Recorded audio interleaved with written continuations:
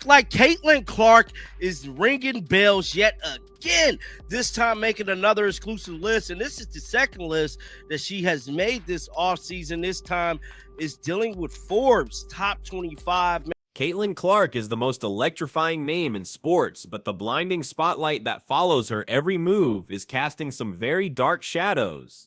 She was anointed the savior of the WNBA, the rookie prodigy destined to elevate the league into a new stratosphere of popularity and profit. But beneath the surface of the sold-out arenas and shattered viewership records, a disturbing story is unfolding. This isn't just about a rookie adjusting to the pros. This is a story of resistance, resentment, and a league that seems to be at war with itself over its biggest star. The real question isn't whether she can handle the pressure, it's whether the very institution she's trying to save is actively working to tear her down. Do that. But the article goes on to say Caitlin is named on Forbes America's most powerful 25 women in sports list. The saga began with a number so massive it felt like a fantasy. Before she was even drafted, Nike tabled a deal worth a rumored $28 million, complete with a signature shoe line. This wasn't just an endorsement, it was a coronation. Corporations like Gatorade, Wilson, and State Farm followed suit, creating a financial empire around a 22-year-old who hadn't yet earned a professional paycheck. This unprecedented investment placed the weight of an entire industry's future on her shoulders. She was no longer just a basketball player. She was a walking, breathing stock market, and everyone had bought in. The expectations were astronomical, but the money also created a powerful illusion of success, one that was about to be shattered by a single brutally honest number. Her record-breaking college basketball career into early dominance in the WNBA. Her estimated $8 million income from her rookie season with the Indiana Fever was bolstered by big deals like Nike, Wilson, Gatorade, and signals and shift in how female athletes are being valued. While the world was buzzing about her multi-million-dollar endorsements, the jaw-dropping truth of her WNBA contract was revealed. Her rookie salary was a mere $76,535. The public was stunned. The figure was so shockingly low that it became a national news story, prompting disbelief and outrage from fans, celebrities, and even the President of the United States.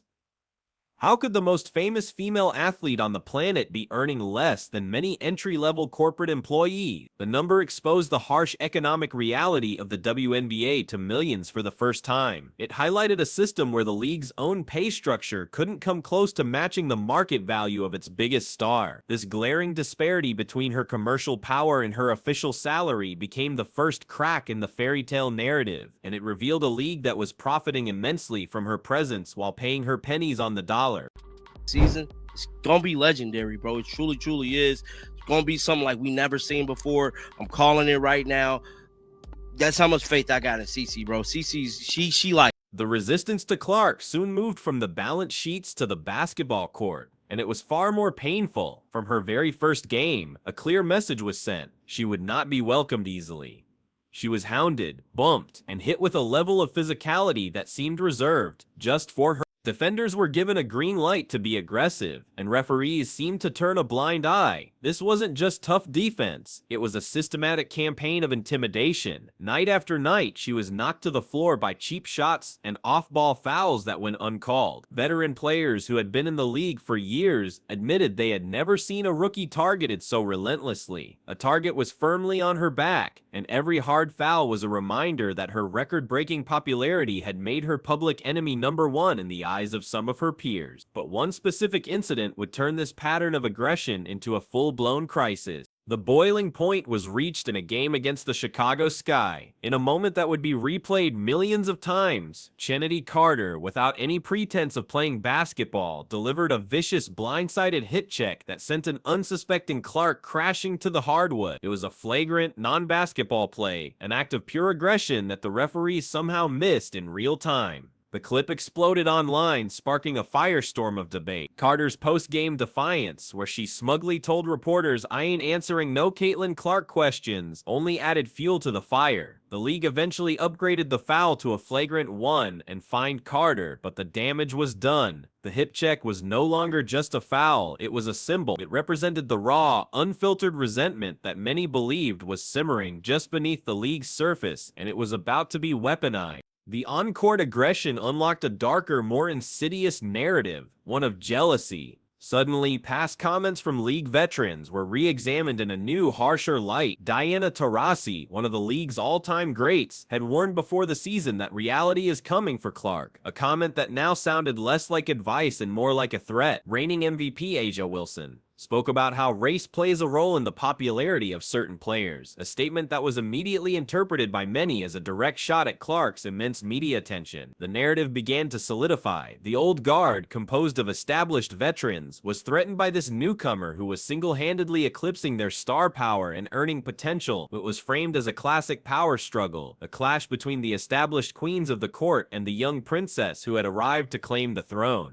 The simmering player resentment was all the ammunition the media needed. National sports shows and news programs seized upon the conflict, transforming it from a sports story into a full-blown culture war. Commentators, often with little knowledge of the WNBA, began loudly debating the issue through the volatile lenses of race and privilege. They painted a simplistic and incendiary picture of a league full of bitter, jealous black women trying to tear down a talented white rookie. Caitlin Clark's name was used as a pawn to drive ratings and generate clicks, dragging her into the center of a toxic discourse she never asked to be a part of. While Clark herself consistently tried to steer the conversation back to basketball, it was too late. The media had found its lightning rod, and her name was now synonymous with a cultural battle that raged far outside the lines of the court. The controversy was spiraling, but the biggest shock was yet to come. In a decision that sent shockwaves through the entire sports world, Caitlin Clark was left off the 2024 U.S. Olympic women's basketball team. The official reason provided by the selection committee was a desire for veteran experience and team chemistry.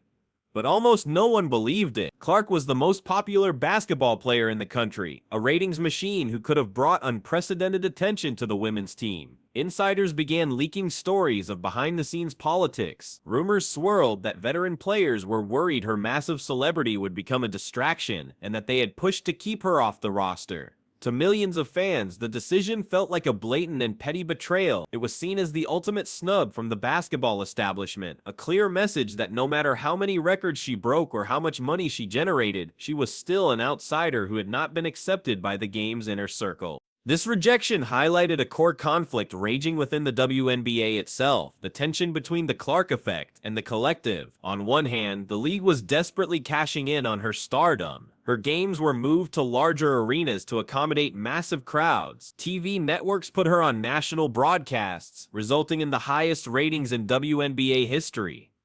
Her presence single-handedly forced the league to finally implement charter flights for all teams, a benefit every player had wanted for years. But on the other hand, there was a palpable fear that her individual fame was becoming too big, overshadowing the other talented players in the league as a whole. The WNBA seemed caught in a paradox. It needed Clark for its survival and growth, but it was terrified of becoming the Caitlin Clark League. This internal struggle created an environment where her success was both celebrated and resented at the same time. All of this has placed an impossible and unfair burden on the shoulders of a 22-year-old rookie. She is not just expected to perform on the court, she is expected to be a CEO, a marketing guru, and a cultural ambassador. She carries the weight of TV ratings, ticket sales, and the financial futures of 11 other franchises. When she plays, arenas are sold out and viewership numbers skyrocket. When she doesn't, there is a noticeable dip. This immense pressure means every single one of her performances is scrutinized under a microscope. A bad shooting night isn't just a bad game, it's a referendum on her entire value to the league. She has been tasked with a messianic mission to single-handedly save the WNBA. It's a weight no athlete, no matter how talented, should ever have to carry alone.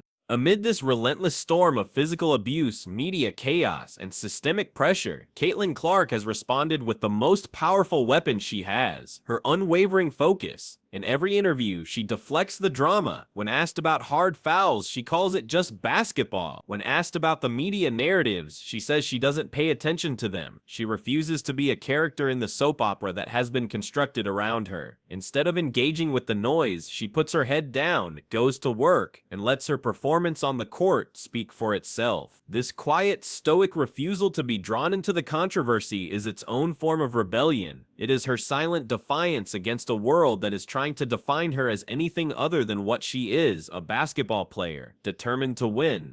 Ultimately, Caitlin Clark's rookie season has become a gripping story of a singular talent colliding with an immovable system. She is the golden goose the WNBA has dreamed of, yet she is being treated like an invading threat by some within that same system. Her journey is no longer just about points, assists, or even championships. It's a battle for respect in the face of overwhelming adversity. She is fighting against on-court aggression, off-court narratives, and the crushing weight of being a savior. The question that will define her legacy is a heavy one. Will her talent and resilience be enough to transform the game and conquer the forces aligned against her? Or will the relentless storm she finds herself in finally prove to be too powerful to overcome?